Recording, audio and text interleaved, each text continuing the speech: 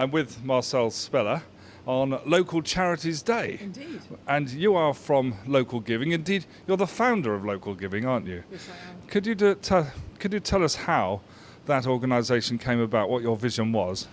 Well, basically, I set up a .com about 21 years ago, 95. It was called Holiday Rentals, and we put people who owned holiday homes in touch with people who wanted to go on holiday there. And it was very successful, a lot of hard work. And we sold it in 2005. And then I thought I wanted to do something. Wasn't sure. I want to say giving back. I don't think I took. But HMC got more than we did. So I went on a philanthropy course, and everywhere I went on this course I saw local charities.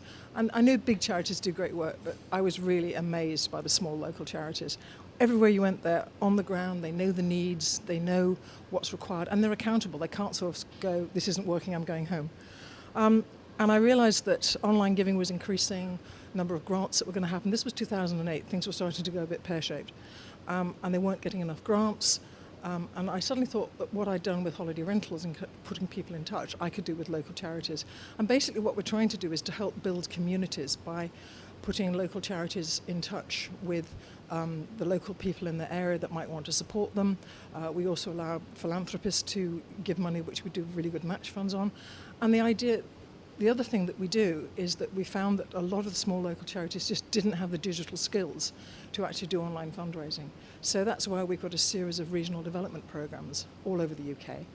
And we have a wonderful person here in Bath and North East Somerset, James, who's doing a fabulous job here. And what we're doing is really contacting the local charities, sitting down with them and helping them put a fundraising plan together and giving them what we call plug and play campaigns. So we've had something called Grow Your Tenor, which basically was 250,000 from the government and another 100,000 from a philanthropist. And we just matched £10, but people give an average of £17 this year. So that's, that amount of money that was 345,000, we've actually turned into over £1 million.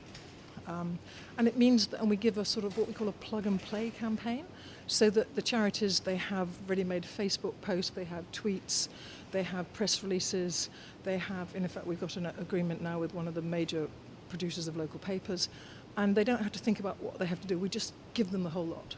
We're like their fundraising department, their fundraising department, and that's what we do. Was that rather rambling? No, not at all. No, it's a succinct description. I think, broadly speaking, and perhaps crudely speaking, you can split the charitable sector of the UK, or indeed the world, into two groups, enablers and doers, really, and doers need enabling. And I think one of the things that local giving is really good at is facilitating those that do in the community. And I think one of the valuable aspects for that is that there are still many funders out there who will only fund a charities registered organisation with the Charities Commission in England and Wales, and you can bridge that gap then between funders and people who are charitable in their activities but not necessarily registered. In fact, it's one of the things we're very proud of, is the way that we can build up. If people want to give a significant amount to local charities, we have just done the Grow Your Tenor campaign, which was 1,600 donations of £10. Now, how could an individual do that? They couldn't find the charities, they couldn't vet them the way that we have. So we make it very easy for people to do that and to make those donations. And I think the other really important thing is that we have local community groups. They don't have to be registered, because if you're a small group, you haven't necessarily got £5,000 in the bank to register with the Charity Commission, and over 30% of the charities on our site are too small to be registered. We vet them very, very rigorously to make sure that they're all kosher. But I think that's a very important area, that if you're small, and also things starting up, the lovely Bath Welcomes Refugees, they had just started. How could they have £5,000 to register? And we already got them fundraising because they had an urgent thing they wanted to do. And so that's something we're very proud of. We're also today is a very big day. You were going to ask me that question, weren't you? I'm happy for you to anticipate my questions. We're going to talk about Local Charities Day, yeah? Today is Local Charities Day. It's the first time that we've started this. The government is backing it, and in fact has been the initiator in it. And what we're trying to do is to shine a light on these amazing local charities, these small community groups, people that see something in their community and say, you know what, I'm going to do something about that. That's a need that needs to be met. And so we have something called Local Charities Day. We had the Grow Your Tenor campaign that the government helped to fund. Today we have something called Give Me 5, which means that we're matching 1,000 £5 donations, and I've got the latest figures here, I can't remember them, but I think it was something like, here we go, £9,262 has already been raised.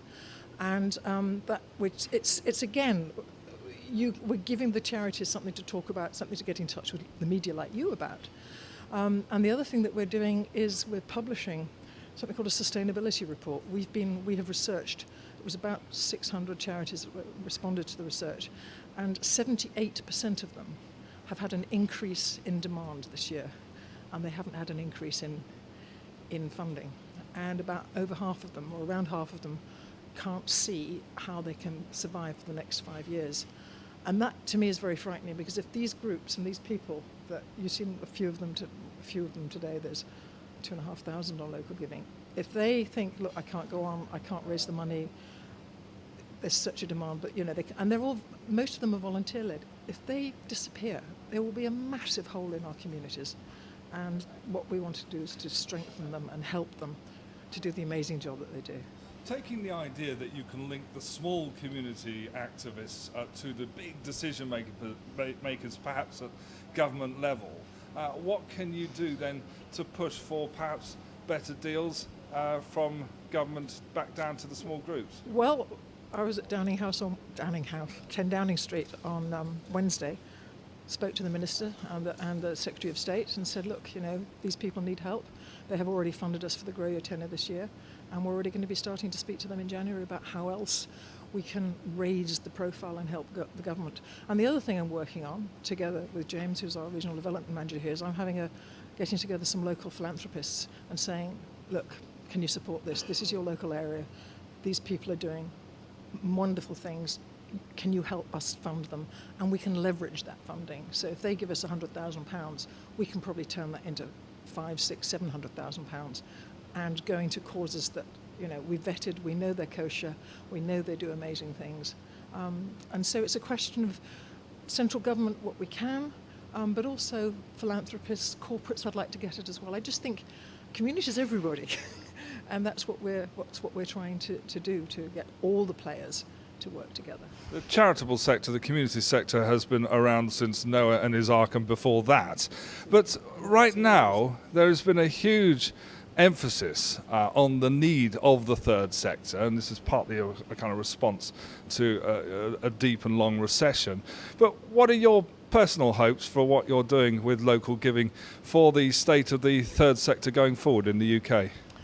I just want to make sure that as many of these small, below the radar micro charities get recognition, get funding, and are allowed to get on with the amazing work they're doing. And also, in doing that, I want to sort of show people, I have put quite a lot of money and 9 years of my life into this, but the joy I've had from it, it is the most, seeing all these people today, I can't tell you what that does to me. And I think we need to show people that it isn't just a question of, give some money away. It's actually a two-way street. There's a huge degree of satisfaction that you can get from doing that. And I would just like everybody to just look in their communities. Don't say, the government should do it, or the council should do it, or somebody else should do it. You do it. You can do. Today, if you put £5 into a local charity, it can be £10 plus gift aid. And that's pretty cool. And that's my hope. It's a great hope. And we'll continue to keep in touch. We've got a good collaboration going between Local Giving and Summer Valley FM. How can people find out more about the organisation? Okay, it's very easy. You just go onto localgiving.org and you can put in your postcode and find the local charities in your area. If you are a local charity, you can sign up. We've streamlined the sign-up process as much as we can whilst making sure that the groups are kosher, obviously. And you can be a fundraiser for your local charity on Local Giving.